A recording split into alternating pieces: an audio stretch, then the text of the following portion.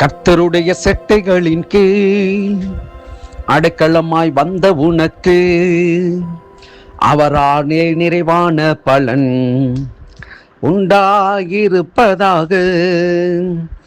அவராலே நிறைவான பலன் உண்டாயிருப்பதாக.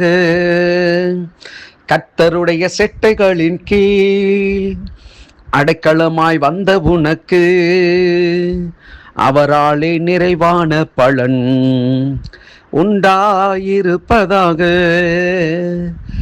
அவராலே நிறைவான பலன் உண்டாயிருப்பதாக. Praise the Lord. வாழ்வை வளமாக்கும் தேவ வார்த்தை ரூத்தின் புஸ்தகம் 2ஆம் அதிகாரம் 12ஆம் வசனம்.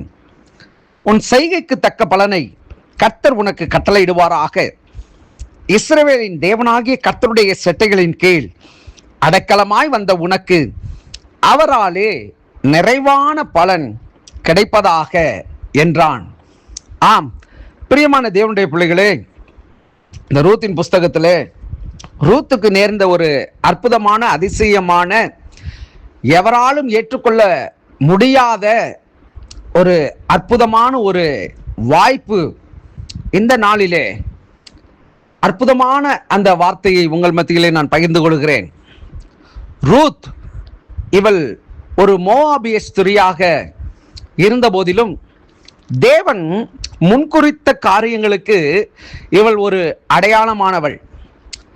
இவளுடைய கணவன் என்று நாம் எடுத்துக்கொள்ளக்கூடிய நபர் போவாஸ். இவளுடைய காரியங்கள் எல்லாம் தன்னுடைய மாமிக்கு அவள் முழுவதும் கீழ்ப்படிந்து நடந்தபடியினாலே, உம்முடைய தேவன் என்னுடைய தேவன், உம்முடைய ஜனம் என்னுடைய ஜனம் என்கிற ஒரு மனப்பாங்கு நிறைந்த அன்பு சகோதரியாய் அவள் காணப்பட்டபடியினாலே, தன்னுடைய மாமி நிமித்தம் தன்னுடைய எதிர்காலத்தை தேவ திட்டத்திற்கு அங்கே தன்னை ஒப்பு கொடுத்திருப்பதையும், தேவனுடைய ஆசீர்வாத நன்மைகள் தன்னை சூழ்ந்து கொண்டு வருகிறதையும் அவள் அறிந்திருந்தபடியினாலே அவளுடைய வாழ்வு சிறப்பாக மாறி இருக்கிறது. அவளுடைய வம்சாவளியிலே கர்த்தராகிய கிறிஸ்து இயேசு இந்த பூமியிலே வெளிப்படுகிறதற்கு ஒரு அரிய சம்பவமாக இந்த காரியங்களை நாம் ஒப்பிடலாம். நகோமிக்கு 2 மருமகள்மார்கள், ஒருவள் ஓர்பாள், மற்றொருவள் ரூத். ஆனால் ஓர்பாள் தன் மாமியின் இடத்துல வந்து அவளை முத்தமிட்டு அவள் கடந்து போனாள். அவளை குறித்து அதுக்கப்புறம் நம்ம பார்க்க முடியாது. ஆனால் அந்த ரூத் தன்னுடைய மாமிக்கு எல்லா காரியங்களும் கீழ்ப்படிந்தபடினாலே தன்னுடைய மாமியினுடைய சொல்லை கேட்டு அவள் நடந்தாள். ஏனென்றால் அந்த மாமி தேவனுடைய பிள்ளையாயிருந்தாள், தேவனுடைய வார்த்தைக்கு கீழ்ப்படுகிறவளாயிருந்தாள். அவள் தன்னுடைய மருமகளிடத்திலே அவள் அன்பு கூர்ந்து போதித்து அவளுக்கு அற்புதமான ஒரு ஃபியூச்சர், எதிர்காலத்தை அமைய பண்ணி இருந்தாள்.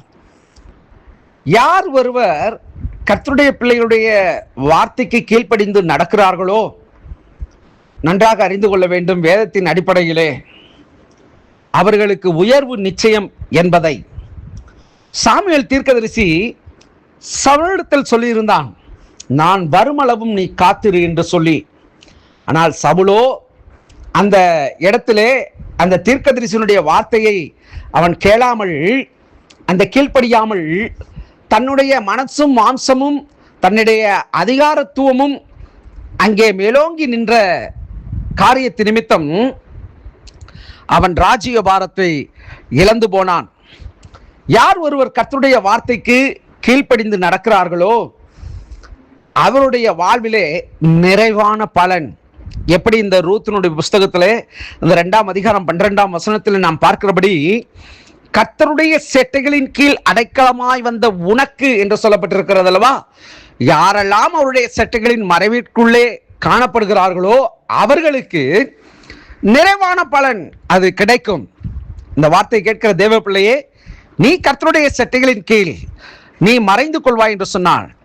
உன் வாழ்க்கையில நிறைவான பலன், எந்த மனுஷராலும் தடை பண்ண முடியாத பலன் நீ பெற்றுக்கொள்வாய். நீங்கள் பெற்றுக்கொள்வீர்கள்.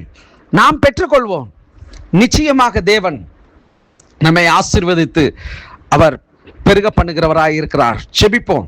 பரிசுத்தமுள்ள நல்ல தகப்பனே, இந்த ரூத்தினுடைய சுபாவத்தை நீங்கள் ஒவ்வொருவருக்கும் தாரும். ஆண்டவரே, உம்மை நம்பி நாங்கள் வந்துவிட்டோம். நீர் மாத்திரமே எங்களுக்கு உரிய எல்லா காரியங்களுக்கும் முதன்மையானவர். ஆண்டவரே, முக்கியமானவர். எங்களை ஆசீர்வதிக்கிறவர் நீர்தான். உம்மை நம்பி நாங்கள் வந்திருக்கிறபடினாலே எங்கள் வாழ்விலே செய்ய வேண்டிய சகல நன்மையான காரியங்களை எங்களுக்கு நீர் செய்து நடத்தி வழி நடத்தும்படியாய் செபிக்கிறோம். கரத்திலே ஒப்பு கொடுக்கிறோம். இயேசுவின் நாமத்தில் பிதாவே, ஆமேன், ஆமேன். God bless you.